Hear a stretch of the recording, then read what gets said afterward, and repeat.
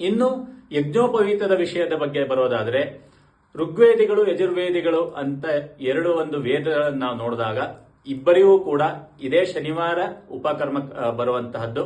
ಹಾಗಾಗಿ ಈ ಒಂದು ಸಂದರ್ಭದಲ್ಲಿ ಜೊತೆಗೆ ಇನ್ನು ಬೇರೆ ಬೇರೆ ಪಂಗಡದವರು ಕೂಡ ಯಜ್ಞೋಪವೀತ ಧಾರಣವನ್ನ ಮಾಡುವಂತಹದ್ದಾಗ ಮುಹೂರ್ತ ವಿಷಯವನ್ನು ನೋಡಿದಾಗ ಮಧ್ಯಾಹ್ನದ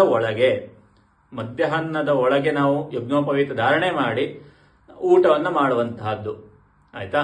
ಸೊ ಹೊಸ ಯಜ್ಞೋಪವೀತವನ್ನ ಅಥವಾ ಹೊಸ ಜನಿವಾರವನ್ನ ಹಾಕಿದ ನಂತರದಲ್ಲಿ ಊಟವನ್ನು ಮಾಡಿದ್ರೆ ಮಾತ್ರ ಶ್ರೇಯಸ್ಸು ಅನ್ನುವಂತಹದ್ದು ಇಲ್ಲಿ. ಜನಿವಾರ ಹಾಕುವ ಒಂದು ಏನಪ್ಪ ವಿಷಯ ಅನ್ನುವಂತ ನೋಡೋದಾದ್ರೆ ನಮ್ಮ ಪಾಪ ಕರ್ಮಗಳು ನಿವಾರಣೆ ಆಗತ್ತೆ.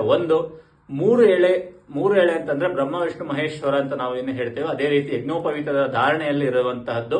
ಹಾಗೆ ನಮ್ಮ ಮನಸ್ಸನ್ನ ಇಂದ್ರಿಯಗಳನ್ನ ನಿಗ್ರಹ ಮಾಡಲಿಕ್ಕೆ ಯಜ್ಞೋಪವೀತ ಒಂದು ಅತ್ಯುತ್ತಮವಾದಂತಹ ಒಂದು ದಾರ. ಅದು ಅದನ್ನ ಕೇವಲ ದಾರ ಅಂತ ಅಲ್ಲ, ಶಕ್ತಿಯುತವಾದಂತಹ ಒಂದು ದಾರ ಅಂತ ನಾವು ಹೇಳ್ಬೋದು. ಅದಕ್ಕೆ ಮಂತ್ರೋಪದೇಶವನ್ನ ಮಾಡಿ ನಮಗೆ ಏನು ಧಾರಣೆ ಮಾಡಿರ್ತಾರೋ ಆ ಮಂತ್ರದಿಂದ ನಾವು ನಮ್ಮ ಮನಸ್ಸನ್ನ ಅಥವಾ ಇಂದ್ರಿಯಗಳನ್ನ ನಿಗ್ರಹ ಮಾಡಿ ನಾವು ಅನ್ಕೊಂಡಿರುವಂತಹ ಕಾರ್ಯಗಳನ್ನು ಸಾಧನೆ ಮಾಡುವಂತದ್ದಕ್ಕೆ ಆ ಒಂದು ಯಜ್ಞೋಪವೀತ ನಮಗೆ ಫಲಕಾರಿ ಕೊಡುತ್ತದೆ. ಇದಕ್ಕೆ ಮುಹೂರ್ತ ನಾನು ಆಗ್ಲೇ ಹೇಳಿದೆ, ಮಧ್ಯಾಹ್ನದ ಒಳಗಡೆ ಯಜ್ಞೋಪವೀತ ಧಾರಣೆಯನ್ನ ಮಾಡಿಕೊಂಡ್ರೆ ಒಳ್ಳೆಯದು ಅಂತ ಹೇಳಿ. ಮಧ್ಯಾಹ್ನ ನಂತರದಲ್ಲಿ ಯಜ್ಞೋಪವೀತ ಧಾರಣೆ ಎಲ್ಲವೂ ಆಗೋದಿಲ್ಲ.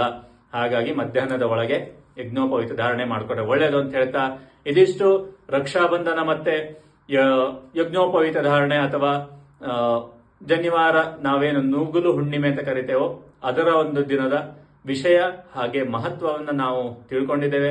ಮತ್ತೊಮ್ಮೆ ನಿಮ್ಮೆಲ್ಲರಿಗೂ ಧನ್ಯವಾದಗಳು.